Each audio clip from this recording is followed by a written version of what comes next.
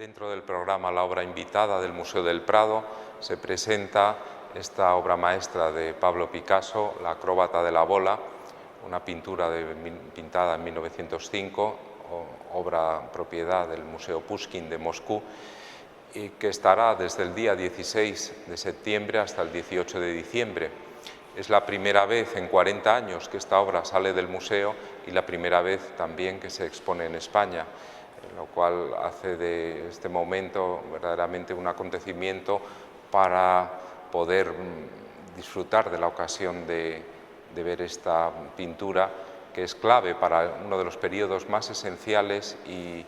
más interesantes de Picasso, el periodo rosa de 1905. En este momento, como nos muestra esta obra, el dibujo, los valores del dibujo muy conciso, de la forma cerrada, del volumen muy marcado, los valores constitutivos de la pintura, con una pincelada también muy suelta, con unas calidades de pintura mate que evocan la pintura al fresco, nos muestran a un Picasso que reflexiona sobre los fundamentos mismos de su arte, de un modo totalmente ajeno a lo que en esos momentos están haciendo otros artistas. Pensemos que en 1905 se funda la pintura Fauve, una pintura de colorido violento, basada sobre todo en la expresividad y en la emotividad muy marcadas, mientras que para Picasso nos muestra un afán de contención, un afán de reflexión, nos muestra también un sentido de meditación, casi diríamos, sobre el acto creativo.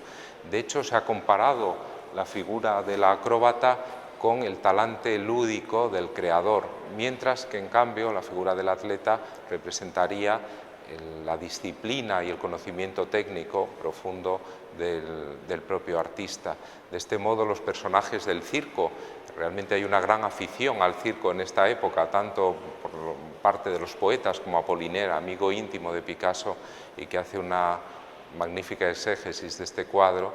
como por los pintores. Ellos visitaban el Circo Medrano cerca del Bateau Lavoir prácticamente todas las semanas. Entonces, el mundo del circo, los acróbatas, los saltimbanquis, son unas especies de alter ego de los artistas o de los poetas. Y en ese mundo de libertad, en ese mundo al margen de las convenciones burguesas, Picasso se siente libre y lo utiliza para reflejar los propios problemas del arte y su propia personalidad como artista. Es muy significativo también que Picasso utilice dos sólidos geométricos de tradición platónica, como es la esfera, que simboliza la perfección, la variabilidad, lo que se mueve, y el cubo, el hexaedro, para representar la estabilidad. En un caso, asociado a la acróbata, significa la fluidez de lo creativo, el carácter lúdico, ¿no? Y en otro caso, la pesantez, la gravidez de lo estable, el hexaedro, ¿no?